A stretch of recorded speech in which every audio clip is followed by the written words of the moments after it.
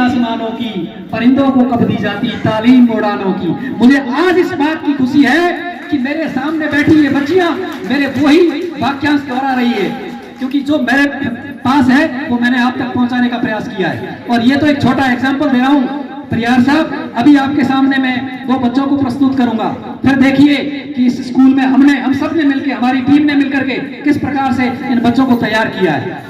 और ये बच्चे निश्चित रूप से आपके व्यक्तित्व के निर्माण में, यदि आप राजनीति के क्षेत्र में भी जाएंगे तो मंच पर खड़ा किया जाएगा तो बेबाक तरीके से अपनी बात को कह पाओगे।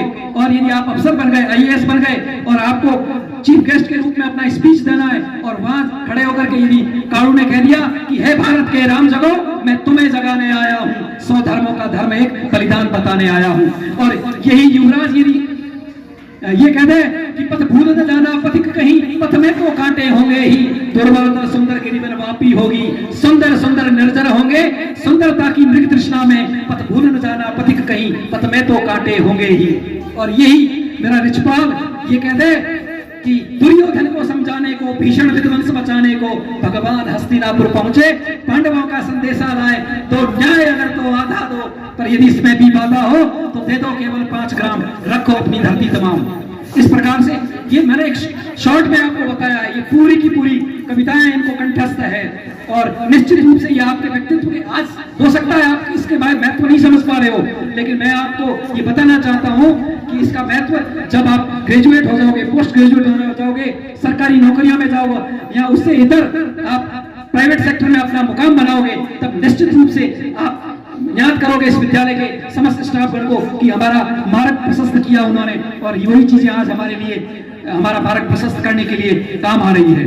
भविष्य में आप बहुत अच्छा करें। विशेष तौर से मैं कंचन और सुमन से कहना चाहूंगा और भी सारी बच्चियों से कहना चाहूंगा कि अपनी पढ़ाई को आगे जारी रखें। आप ये मत, थोड़ा निराशा का भाव है, उस निराशा के भाव को त्याग दीजिए। मैंने कहा था कि एसटीसी के फॉर्म भर दो, कि सर एसटीसी का फॉर्म भर के क्या करेंगे, हमें तो आगे भर दिया, अच्छी बात है, लेकिन उसकी तैयारी करो और तैयारी करके कम से कम ग्रेजुएशन करो। सरकार की तरफ से खूब स्कॉलरशिप की सुविधाएं हैं, माँ बाप पे बोझ बनने की कतई आवश्यकता नहीं है, सरकार खूब मदद कर रही है। इन सारी चीजों को ध्यान में रखते हुए आपको, जो कि समय हो रहा है, वैसे अभी एग्जाम के बीच में भी बुलाऊंगा, तब भी थोड़ी बातें कर लेंगे। और अंत में एक चीज और बताना चाहूंगा, सफर लंबा है, दोस्त बनाते रहिए, दिल मिले ना मिले हाथ मिलाते रहिए, न भूलना, न भूलने की कोशिश करना। देखिए ग्लोबल इस उदारवाद के युग में दुनिया बहुत छोटी हो गई है, इस मोबाइल ने दुनिया को बहुत छोटा कर दिया है, तो कहीं ना कहीं जिंदगी में टकराएंगे, मिलेंगे,